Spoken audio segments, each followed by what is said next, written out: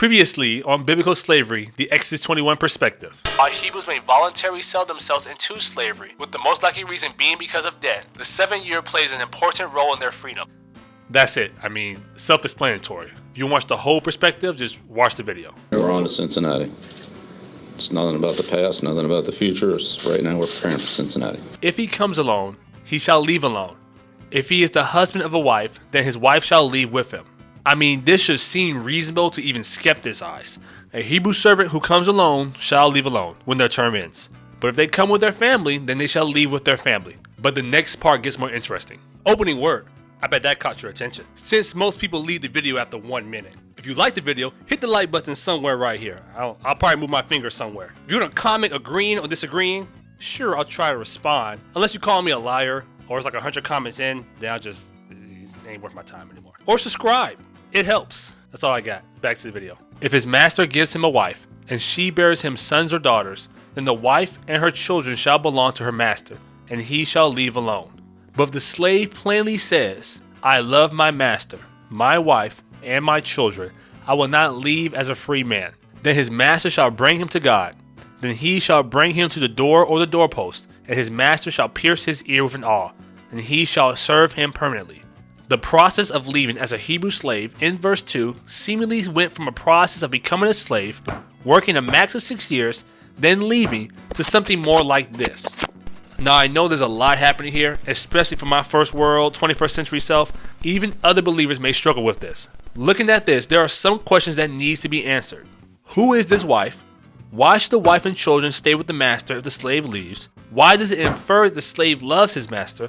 Why must the slave stay permanently? Questions I will try to address. First, who is this woman that the master gives to his servant to be his wife? Another Hebrew debt slave? A foreigner? A daughter of another slave? Truthfully, the possibilities can be numerous, yet simultaneously limited. The first option would be a foreign slave, similar to the one mentioned in Leviticus chapter 25 from verses 44 to 46. While it appears that the Lord is against marrying foreign women, it seems that those foreign women that the Lord is against are part of some worse nations, as described in Ezra chapter 10 and Nehemiah chapter 13. It's highly likely that those women may include those from foreign nations, similar to those mentioned in Deuteronomy chapter 21. The second option would be a maidservant who decided to stay permanently under the master. This person may be alluded to in Exodus chapter 21 verse 6, or from Deuteronomy chapter 15 from verses 16 to 17. One who wants to stay under the master for whatever reason. This person may be a native-born Israelite or proselyte. The third option could be just a wife that was bought in a bride price transaction from another family. We will look into this in Exodus chapter 21 verses 7 to 11, most likely in the next video. The fourth option I can think of is the bride being the master's daughter. It seems that the wife that the master gives doesn't necessarily mean that she is a slave. The last option I could think of was a war captive, similar to what Deuteronomy chapter 21 verses 10 to 14 alludes to. One person I would assume it can't be is the daughter of someone in debt servitude in regards with their father. The father seems to be in control of the household. Just by going back to verse 3, the father still will be able to leave with his wife. I would assume that this will include the sons and the daughters. Is it possible that the father and the master could have made a deal with the daughter to be a wife? Possibility. I don't deny that. Overall, this woman was someone who was supposed to be under the authority of the master and should have been one who was to be taken care of. But why would the slave be given a wife? Next, we must look into the reason for why the master may give the slave a wife. Verse 5 alludes to the master and slave having a good enough relationship with each other before the giving of a wife. So, in the ideal scenario, the master would give the slave a wife if he loves him. One of the most notable examples of this is Eliezer of Damascus, Abraham's servant. While not specifically named in the text, Eliezer was a slave or servant to Abraham, as Eliezer had to be part of the Lord's covenant and grafted into. He obviously stayed loyal to Abraham, his master, even to the point of Abraham's death, while Abraham treated him with respect. Even before the Lord gave Moses the law, people were still part of covenants with the Lord, without knowing everything later generations would know. Genesis chapter 26 verse 5 does state that Abraham knew the commandments, statutes, charges, and law given to him. While the story of Abraham and Eliezer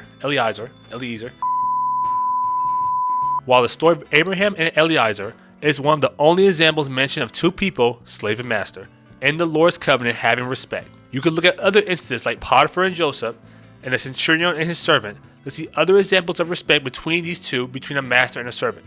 It would seem as though, not related by blood, these individuals were still supposed to be treated with respect.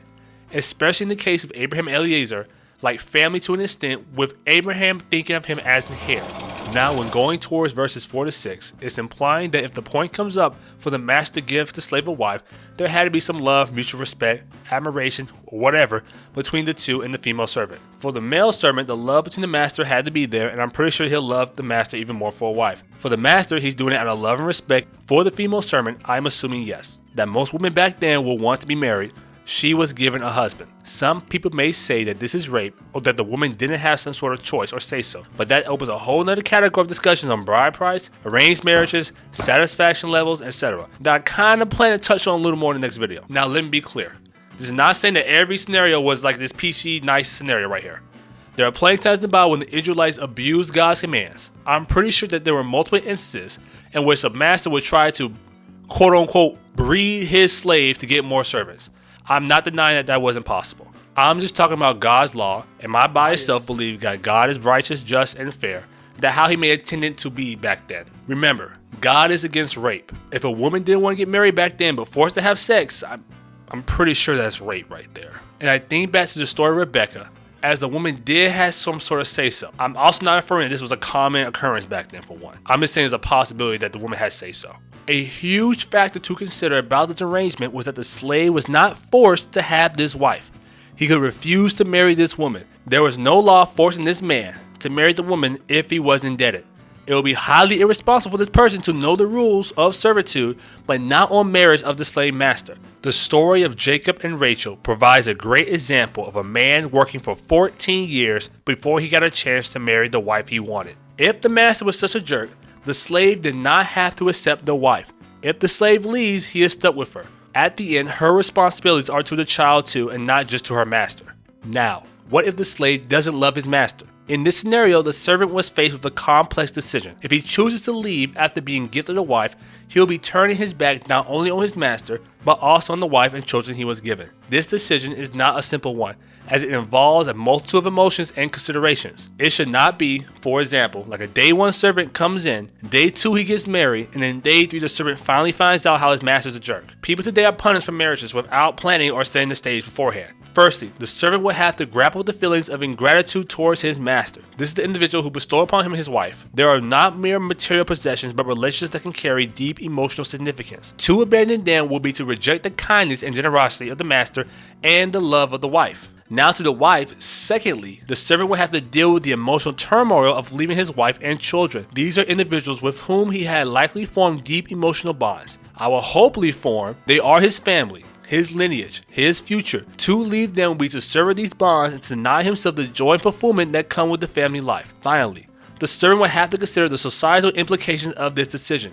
It can be seen by others by leaving his family to be a grave dishonor. I'm assuming this. It could also lead to a loss of reputation. The servant will have to weigh these potential consequences against his desire for freedom. In conclusion, the decision to leave would not be an easy one for the servant. It will require him to despise his master, abandon his family, and potentially face social backlash. This raises the question, why would someone choose to abandon his wife, his children, and the one who bestowed upon his wife? It's a question that invites us to reflect on the difficult choices we sometimes make. Now, why does the master keep the wife and children? This is probably one of the biggest questions out there. Remember, in the ideal scenario God allowed during that time period, the relationship between the master and servant was built on love. A slave leaving means they don't love their household. The wife was a part of this household. So many things would have to happen for him to leave. So why not have the Lord establish a law so that the wife and children leave with the servant after his term ends? Why can't the law just state that the wife will go with the servant no matter what? Trying to reverse this situation requires a different conversation. Think of it in Deuteronomy chapter 22 verses 28 to 29.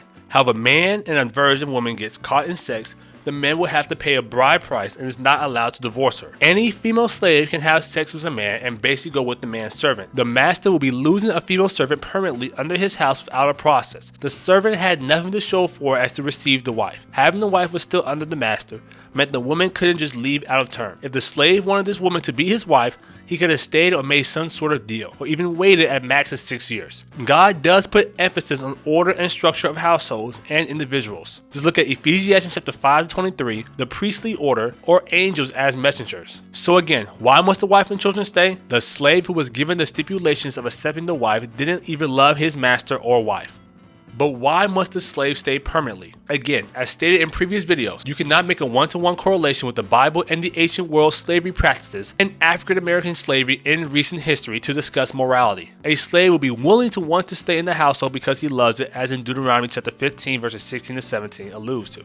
In this video, we delve into the complex dynamics of Exodus chapter 21 verses 3 to 6 and exploring the conditions of a slave and his wife and his children. We start with verse 3, stating that a slave who comes alone should leave alone, and vice versa for a slave with a family. The controversy arises with verses 4 to 6, which deals with the wife and children of a slave. We explore the identity of the wife, suggesting that she could be a permanent former slave, a maidservant who chose to stay permanently, a bought wife, a master's daughter, or war captive. We then delve into why the woman will be given into the slave, suggesting that in the ideal situation, the master would give the slave a wife out of love. It also highlights that the slave was not forced to marry. We further discuss that while the master keeps the wife and children if the slave leaves, it suggests that this rule is based on the assumption that the relationship was built on love and that a slave leaving implies a lack of love for his master. Finally, we address that the slave must stay permanently, suggesting that there are instances where the slave and master had a good working relationship and that a slave might willingly want to stay in the household of love. Exodus chapter 21 verses 3 to 6 explores the complex dynamics between a slave,